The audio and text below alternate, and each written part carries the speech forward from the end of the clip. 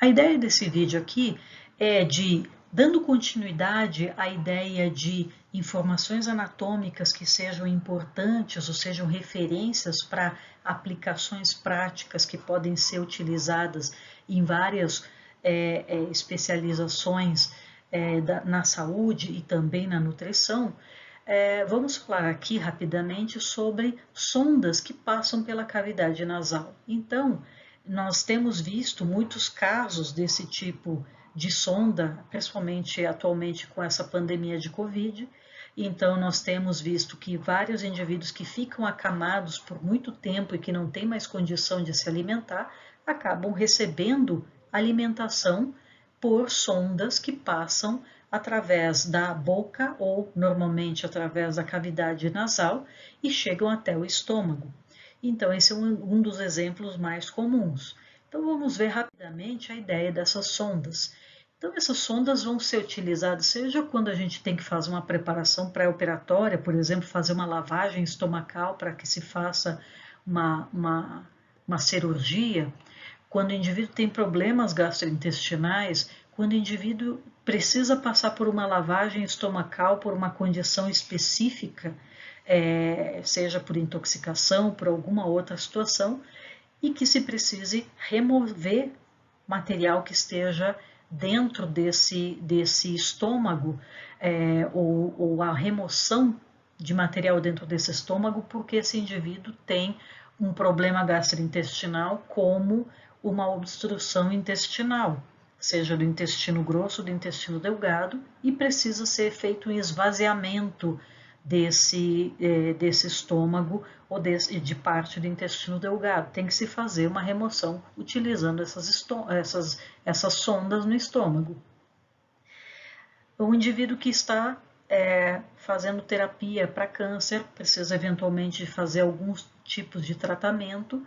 O indivíduo que está convalescente, o indivíduo em coma que precisa receber alimentação sem que ele tenha que engolir ou que ele tenha que mastigar, ou seja, por um indivíduo que passou por uma cirurgia específica. Então, tem várias situações que levam à necessidade de se utilizar esse tipo de sonda. E qual é o alcance que essa sonda vai ter? Essa sonda pode alcançar o estômago, o duodeno ou o jejum. Então, normalmente, a ideia é que essa sonda chegue até uma dessas regiões especificamente. Para que seja feita a passagem dessa sonda, isso tem que ser feito de forma muito acurada e de forma individualizada, quer dizer, eu tenho que saber para aquele indivíduo qual é o tamanho apropriado da sonda, então tem que se fazer uma medida da distância entre o nariz até o lóbulo aqui da orelha. Por quê? Porque eu tenho que entender que vai passar pela cavidade nasal, vai descer pela faringe e vai chegar até o estômago. Então, essa medida normalmente inclui a distância do nariz até a orelha e depois a distância da orelha, do lóbulo da orelha, até o processo xifoide, essa estrutura mais inferior do externo. Então, assim, eu tenho uma ideia de que essa sonda vai conseguir chegar até o estômago, no caso da sonda nasogástrica. E aí, assim, dessa maneira, eu consigo manter o alimento ou a alimentação adequada para esse indivíduo, seja porque ele está em coma, ou seja porque ele não tem condição de se alimentar sozinho. Então, existem alguns cuidados que têm que ser tomados quando se passa uma sonda pela cavidade nasal. Então, lembrando que essa sonda vai passar pela cavidade nasal, descer pela faringe, não vai entrar na traqueia e sim vai descer pelo esôfago. Se o indivíduo está acordado, normalmente se pede para que o indivíduo faça a deglutição, então isso ajuda no movimento para evitar que essa sonda chegue na traqueia. Então, existem alguns pontos de resistência, alguns pontos que podem inclusive ser machucados na passagem dessa sonda se a pessoa insistir em forçar num caminho errado. Então, o vestíbulo do nariz, que é essa parte inicial, bem anterior na cavidade nasal. O segundo ponto de resistência é essa porção mais posterior do teto da cavidade nasal, que a gente chama de recesso esfeno-etimoidal. Por quê? É um recesso, é um espaço final, como se fosse quase um bolso, entre o osso etimoide e o osso esfenoide. Por isso a gente chama de recesso esfeno-etimoidal. Ou também, quando a sonda passou por aqui, chega no fundo aqui do teto da faringe. Então, nós temos o recesso faríngeo. Então, essa sonda pode chegar aqui e, em vez de descer, ficar forçando a parede posterior bem aqui no teto da faringe. Então, é outro ponto que se tem que tomar cuidado. Se a gente vence todos esses pontos de dificuldade, ao descer, essa sonda também pode se prender na epiglote ou entre a epiglote e a língua. Então, o quarto ponto de dificuldade ou de resistência, e que a gente tem que tomar cuidado para não gerar nenhuma lesão também, é a região da valécula entre a cartilagem epiglote e a raiz da língua, ou a própria cartilagem epiglote. Então, é o quarto ponto de resistência. Aqui a gente tem, então, a indicação desses pontos de resistência ou pontos de possível lesão, inclusive se a pessoa forçar de maneira errada esse catéter, essa câmara. Passando, então, por essas regiões, essa sonda vai ter que descer não pela traqueia, mas vai ter que descer pelo esôfago até chegar no estômago. Então, por isso, o processo de deglutição é importante para que a gente faça os movimentos com a laringe corretos e a epiglote impeça que a sonda entre na laringe. Então, agora, se eu pensar nos trajetos que essa sonda pode fazer, ela pode fazer o trajeto correto, né? Então, ela pode ser colocada corretamente, passando pela cavidade nasal, evitando a laringe e a traqueia e entrando pelo esôfago. Então, entrando pelo esôfago, ela vai seguir a sua trajetória e agora, nesse momento, ela vai chegar até o estômago, ou, depende, aqui no exemplo, né, seria para a lavagem estomacal, então é colocada a sonda de uma maneira específica, fazendo inclusive um bloqueio do esôfago para evitar que o líquido que está sendo injetado aqui dentro do estômago suba pelo esôfago e com uma quantidade grande de ácido possa provocar uma irritação, uma queimadura nesse tecido esofágico. Então se faz a colocação de líquido e tendo um balão aqui, se faz a remoção por um outro ducto que está passando aqui junto desse excesso de líquido. Então, se injeta líquido e se retira líquido utilizando esse conduto comum.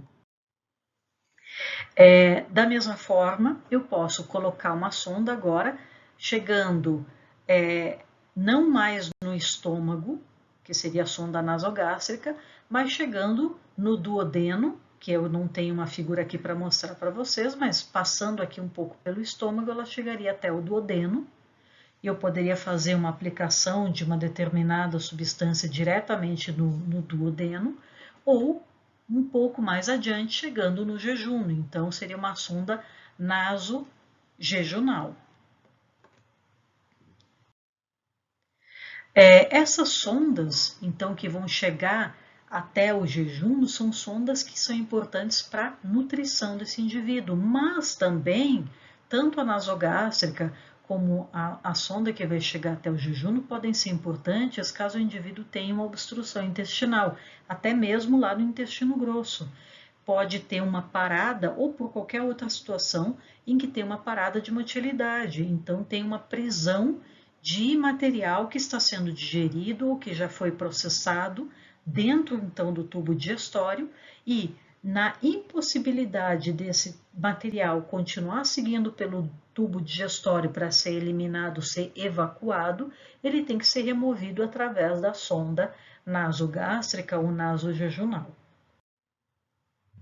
Uma outra situação, e aí é uma situação ruim, é uma trajetória errada da sonda. Então, essa sonda, seria mais comum em indivíduos que não podem informar, não podem responder, na verdade, ao estímulo de em que se pede para esse indivíduo deglutir, então não se consegue fazer esse processo natural de deglutição que ajuda a encaminhar a sonda pelo esôfago, e essa sonda entra pela laringe, pela traqueia.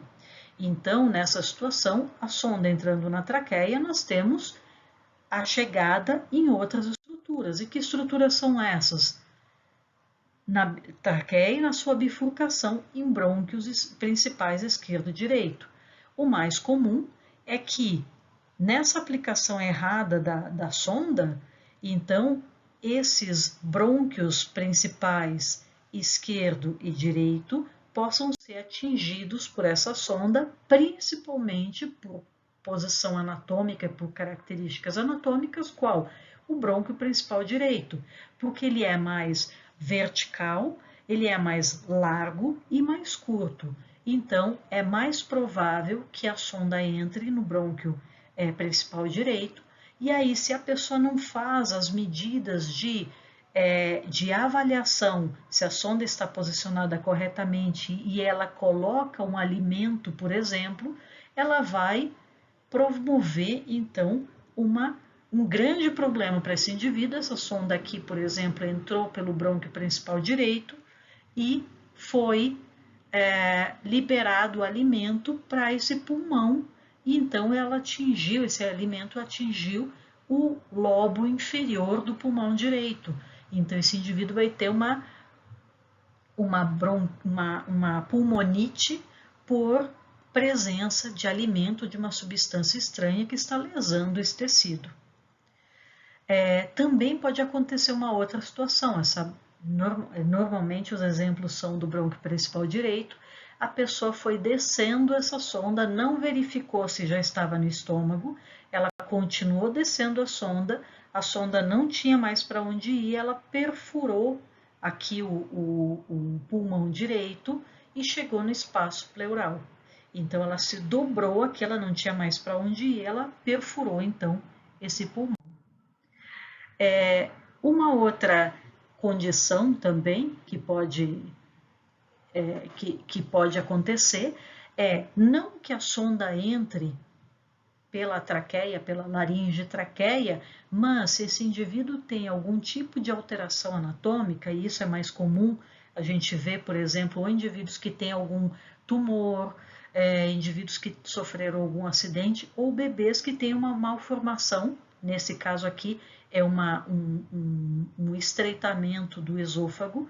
O que acontece é que essa sonda, em vez de descer pelo esôfago, ela até está no lugar correto, mas ela se dobra e ela volta aqui para cima. Então, se a pessoa não prestar atenção correta de onde que essa sonda foi parar, como ela não desceu para chegar até o estômago, se o alimento for injetado nessa posição, ele acabará sendo invariavelmente aspirado para dentro dos pulmões. Então, é um outro problema também. Então, como eu comentei, para a gente terminar, o alcance dessas sondas vai depender de qual é o objetivo. Ela pode alcançar o estômago, então seria uma sonda nasogástrica. Ela pode alcançar o duodeno, seria a sonda nasoduodenal, ou ela pode alcançar o jejum, seria a sonda nasojejunal.